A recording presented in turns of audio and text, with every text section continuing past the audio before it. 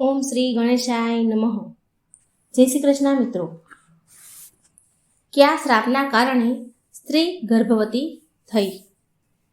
કયા ઋષિનો આ શ્રાપ હતો જેથી સ્ત્રીઓ ગર્ભવતી થવા લાગી? તો આ એક સરસ મજાની પૌરાણિક કથા છે, જાણવા લાયક કથા છે જે ભગવાન શ્રી કૃષ્ણ કહે છે. મિત્રો, એક સમયની વાત છે.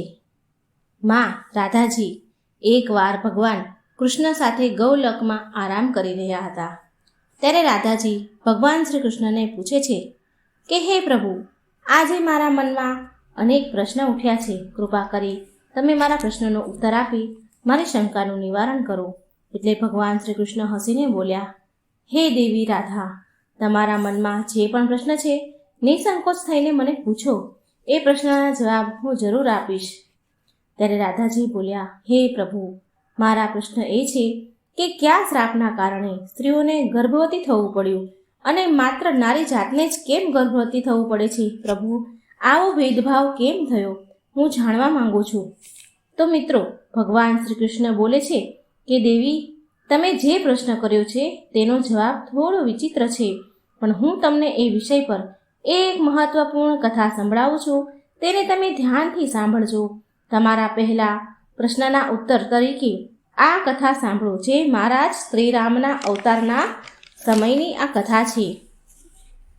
મિત્રો, ભગવાન શ્રી કૃષ્ણ કહે છે, દેવી રાધા, વૈદિક કાળમાં પરમપિતા બ્રહ્માજી દ્વારા તેમના પુરુષ તત્વથી હજારો આર્ષિષો એના તેજથી ઉત્પન્ન થયા. આર્ષિ ઋષિ અને એમાંથી જ અમુક આર્ષિઓ અને મુનિઓના પેટમાંથી દેવોનો જન્મ થયો, અને બીજી તરફ મુનિઓના તેજથી દૈત્યોનો પણ જન્મ થયો. અને આવા જ એક ઋષિ સતયુગમાં થયા હતા, અને તેમણે સ્ત્રીઓને ગર્ભવતી થવાનો શ્રાપ આપ્યો હતો. એટલે દેવી રાધા બહુ વ્યાકુળ થઈને પૂછે છે, હે પ્રભુ, એ કોણ હતા ઋષિ? એણે સ્ત્રીઓને કેમ શ્રાપ આપ્યો? સ્ત્રીઓને ગર્ભવતી થવાનો શ્રાપ શું કરવાને આપ્યો? એ ઘટના શું બની? અને એ કોણ હતા? સંસારની પહેલી સ્ત્રી જે એકમાત્ર ઋષિના શ્રાપથી ગર્ભવતી થઈ? પ્રભુ, મને કૃપા કરી આ કથા કહો. મિત્રો, ભગવાન શ્રી કૃષ્ણ કહે છે, દેવી રાધા, આ કથાનું વર્ણન મહર્ષિ વાલ્મીકીની રામાયણના ઉત્તરકાંડમાં કરવામાં આવ્યું છે, જ્યાં પ્રભુ શ્રી રામને આ કથા મહર્ષિ અગસ્ત્ય સંભળાવે છે. રાધાજી, આ સતયુગના સમયની વાત છે. ભગવાન બ્રહ્માજીના માનસ પુત્ર ઋષિ પુલત્સ્ય સુમેર પર્વતના ઉચ્ચ બિંદુ પર સ્થિત આશ્રમમાં ઘોર તપસ્યા કરી રહ્યા હતા. એ સમયે ઋષિ પુલત્સ્ય મુનિને ઘોર કઠોર તપસ્યા કરતા જોઈ ઋષિ કન્યાઓ વિચલિત થવા લાગી, અને એમની વ્યાકુળતાને શાંત કરવા માટે પુલત્સ્ય મુનિ સામે આવી અને તેની તપસ્યા ભંગ કરવાના ઉપાયો કરવા લાગી. એવામાં ઋષિ પુલત્સ્યની તપસ્યા ભંગ થઈ એમની આંખ ખુલી, એટલે તે બહુ ક્રોધે ભરાયા, અને ક્રોધમાં આવીને ત્યાં ઊભેલી બધી જ કન્યાને શ્રાપ આપી દીધો કે જે પણ તેની સામે સ્ત્રી આવશે તેની નજર તે સ્ત્રી પર પડતા જ એ કન્યા ગર્ભવતી થઈ જશે. મિત્રો, ભગવાન શ્રી કૃષ્ણ કહે છે, હે દેવી રાધા, ઋષિ પુલત્સ્યની વાત સાંભળી ત્યાં ઊભેલી બધી જ કન્યાઓ ડરીને ગભરાઈને ત્યાંથી ફટાફટ ભાગી ગઈ. પણ ઋષિ ત્રિબિંદુની કન્યાને આ શ્રાપ વિશે કઈ જ જાણ જ હતી નહીં. માટે એક દિવસ તેની સખીઓ સાથે એ જગ્યા પર આવી તો એની સહેલીઓને શોધતા અજાણે જ ઋષિ પુલત્સ્યની સામે આવી પહોંચી. હવે ઋષિ પુલત્સ્ય મુનિ એ સમયે વેદોનો પાઠ કરી રહ્યા હતા.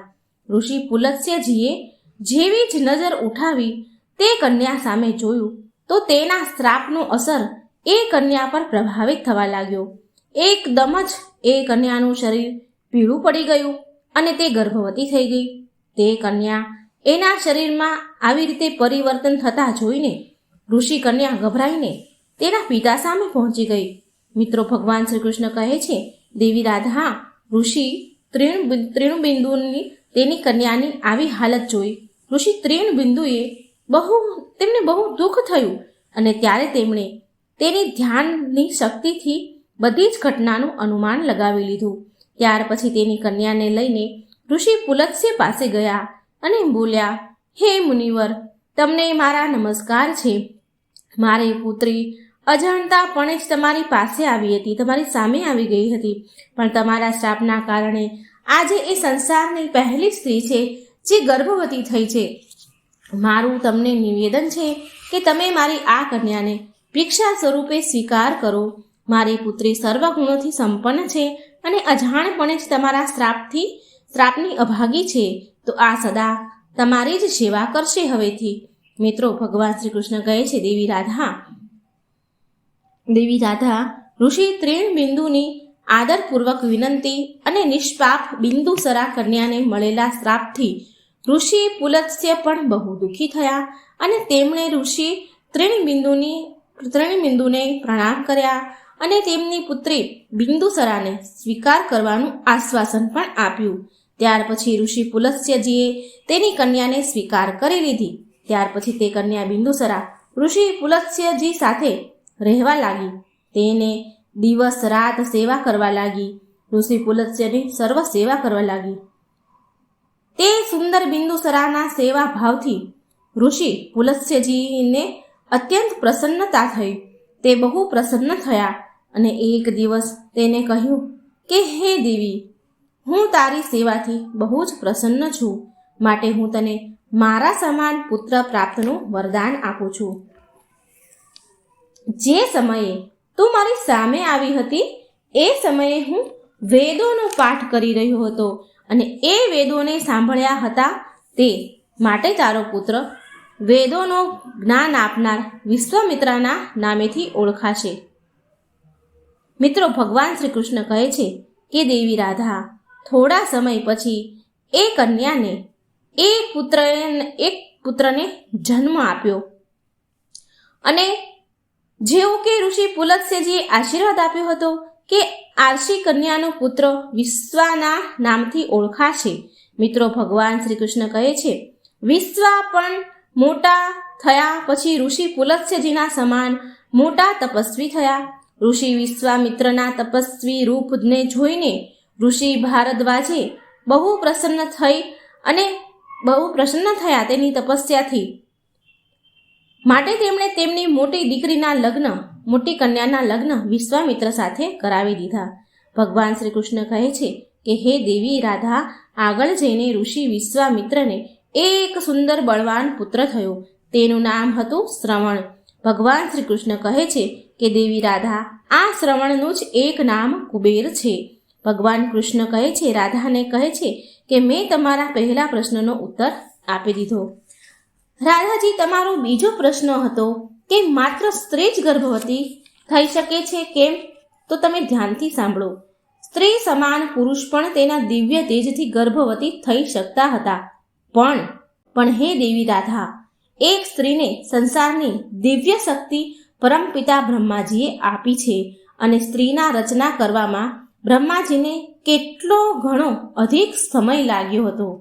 માટે એ નારીને શ્રાપરૂપી વરદાન છે કે જેથી સંસારનું નિર્માણ બ્રહ્માજી પછી સ્ત્રી કરી શકે છે.